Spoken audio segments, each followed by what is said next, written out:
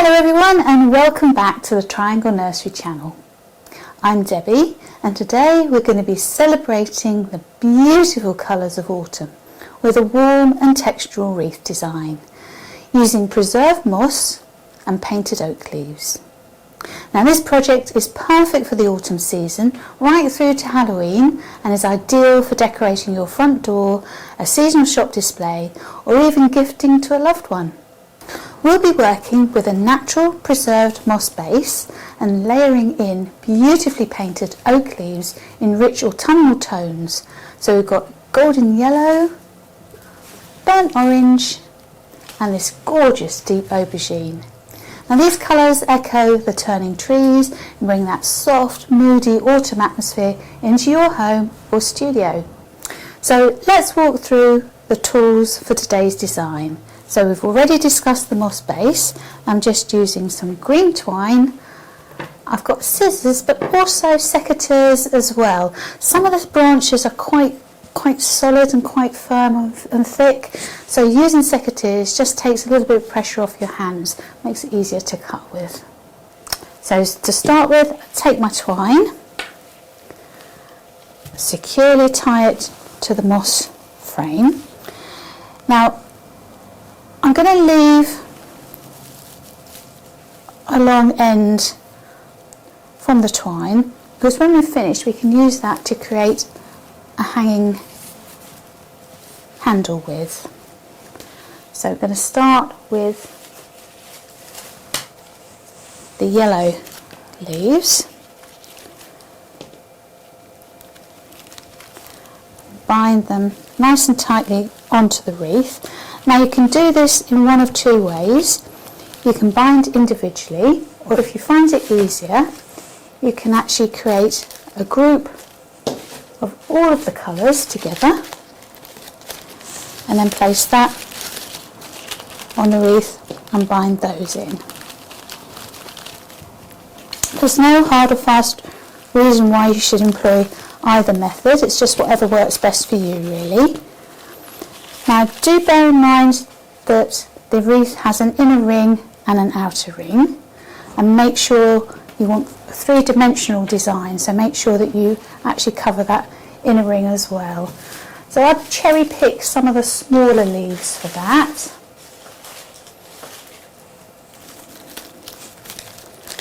And then scoop in here to find some, there we go. And then place those against that inner ring and bind in. Now, as you progress around, if there are any protruding stems that are a bit ungainly, just trim those off with your scissors. And this is the start of the wreath, so it's just going to continue all the way around. So employ exactly the same method as you progress around the inner and outer edges of the ring.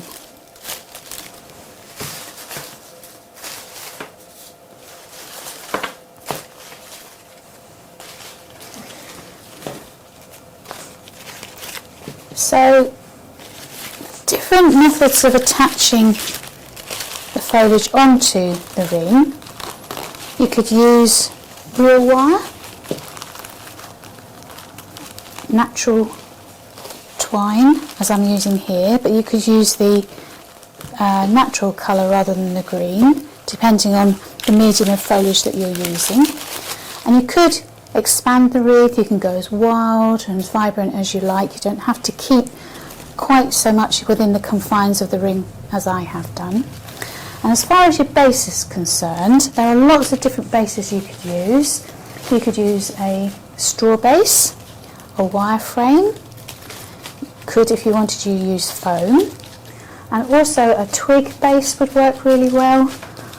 So the options are endless really, and the beauty is as well that all of those, once you've decided that you've had enough of your wreath or the season's past, you can remove all the dry products and reuse the ring.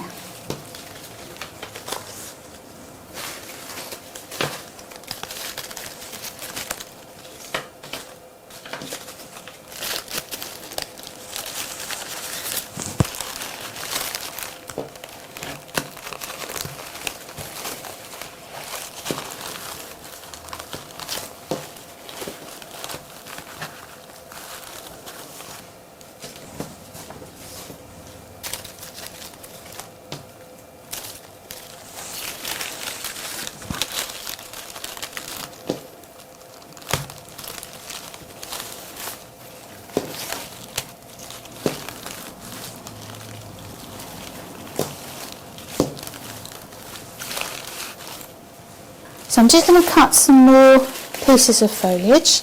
Now lots of different other types of foliage that you could use. We're using dried oak leaves on this occasion, but any fresh products you could use, foliage such as pistache, eucalyptus, Christmas foliages like spruce, holly. The options are endless. What would look really lovely as well when you're getting towards autumn into Christmas is perhaps using skimmia. You could pair that with some olive branches or some eucalyptus. So yeah, the options are endless. The only limitation really is your imagination.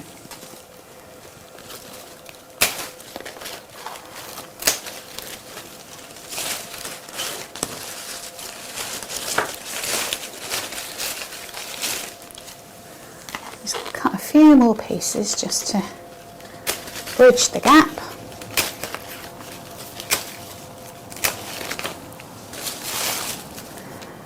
And then off we go again. So just got that small gap left in the centre. Alright, tuck that underneath the very first placement. Wind it underneath.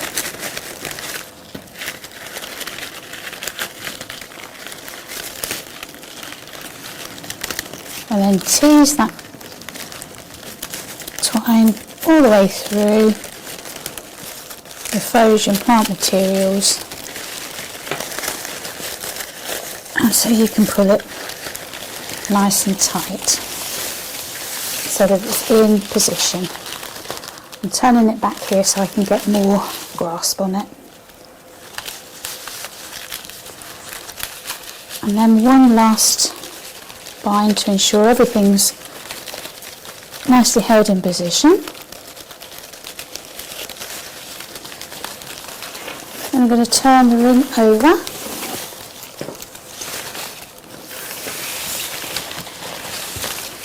And there was our original tying point. So tie that tightly together.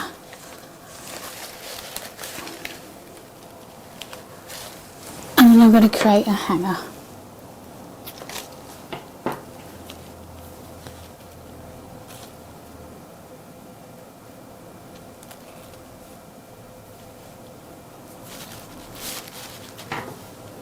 That's as simple as that. And just check you're happy with the appearance. And everything's sitting exactly where you want it to be.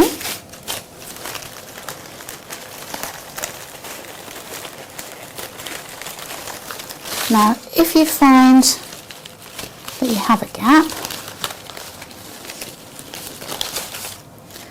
so if I hold this up, you'll see we've got a bit of a gap here. There's one of two things you can do. You can bind more leaves on if you wish to, using your binding twine, or depending on the medium that you use, you can force the stems of the foliage into the wreath itself.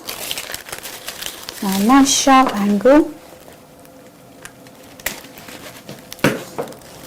And then just push that into the moss.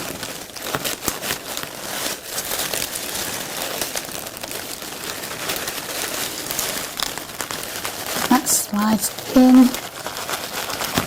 and stays in position. So that's covered our gap. Thank you so much for joining me for this cosy creative project using these fresh oak leaves that have been dyed. This will dry in situ, so it's got a good long shelf life. It's a great way to celebrate the changing seasons, and they can be tailored to suit any style, from rustic and woodland inspired to more modern and minimal. If you're making one for your door or gifting it to a friend, we'd love to see your creations. Tag us on Instagram or leave us a comment below. And if you're watching on YouTube, don't forget to like the video, subscribe for more seasonal tutorials and explore our full range of dried and preserved materials on the Triangle Nursery website. Happy autumn and see you in the next video. Bye for now.